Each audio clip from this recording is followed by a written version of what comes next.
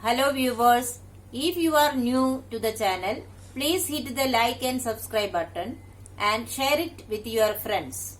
Also, click on the bell icon so that you get the latest information about the videos that are uploaded. Hello students, welcome back to the new video. In this video, we are going to continue the ongoing chapter number 14, Chemical Effects of Electric Current. In today's session, we will discuss about electrolysis and electrolysis of water. First of all, we will discuss about electrolysis. When electric current flows through liquids, some chemical change occur. The process of passing electric current through an electrolyte to bring about chemical changes in the electrolyte is called electrolysis. When the electric current flows through liquids, we have already seen that there is some changes taking place. So that process of passing electric current through a liquid, that liquid is known as electrolyte, to bring about chemical changes in that liquid is called electrolysis.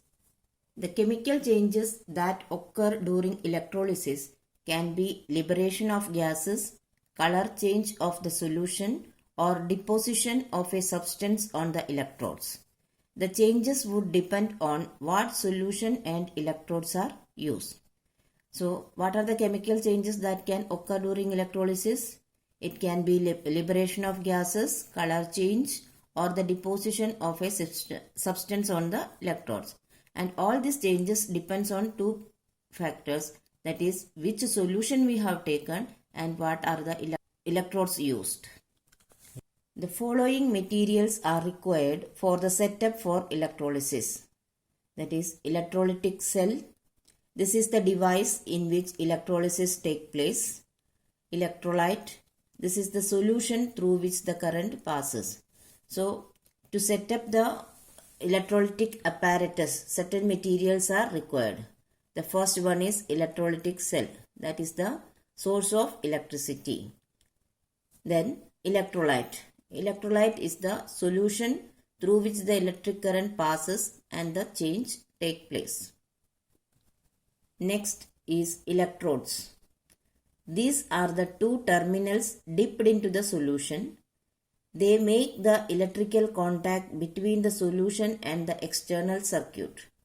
The electrode connected to the positive terminal of the battery is called anode, that is positive electrode, and the one connected to the negative terminal of the battery is called cathode or negative terminal.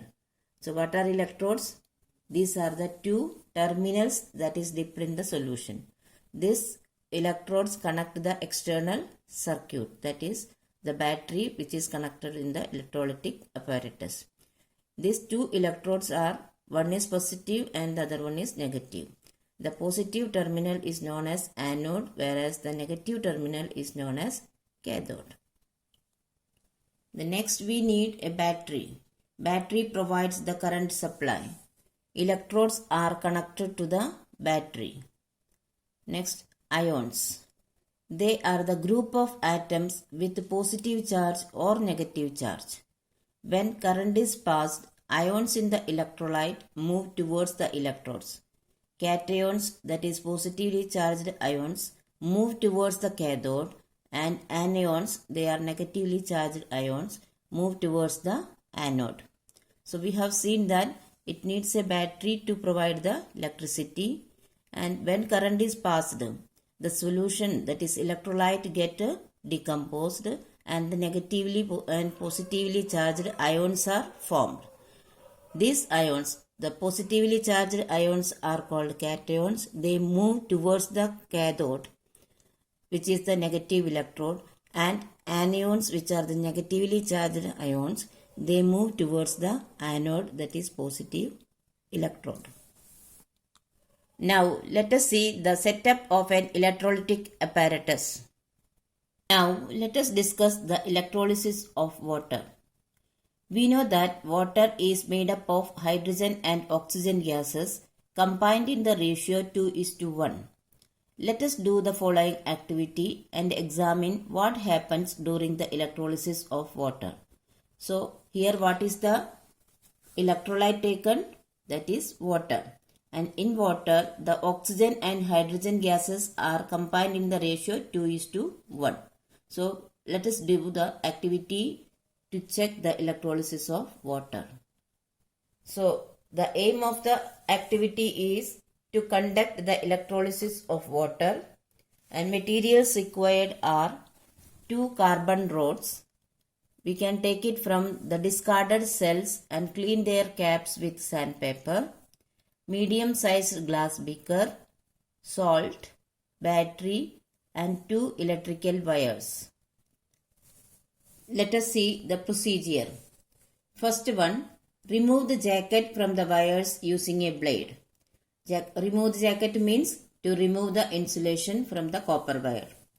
Second, wrap the wires around the metal caps of the carbon rods and join them to a battery. So that copper wires we have removed the insulation, that we have to wrap around the metal caps of the carbon rods, and that can be attached to the battery. The third step is fill the beaker 2/3 with water and add a teaspoonful of salt to it. Now you know why do we have to add the salt in it? On adding salt it becomes the solution and then it becomes a good conductor. Fourth step is now immerse the electrodes in this solution. Make sure that the metal caps of the carbon rods are outside the water. Wait for 3 to 4 minutes. So while immersing the electrodes, we have to see that the metal caps of the carbon rods are outside, and then we have to wait for 3 to 4 minutes.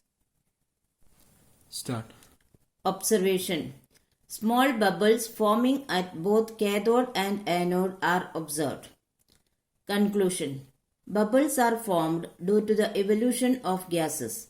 Upon passing electric current, water gets electrolyzed, releasing hydrogen gas at the cathode and oxygen gas at the anode. So here what are the bubbles? This is the constituent gases of water.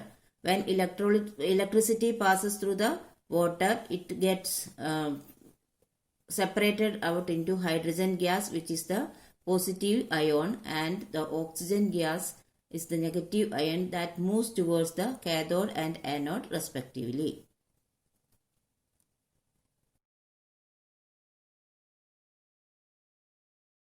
So students, I hope you have understood the topic very well. But still, if you have any doubt, you can write in the comment section. I will surely try to solve it as early as possible. Here are some review questions. Please solve it in your notebook. Thank you.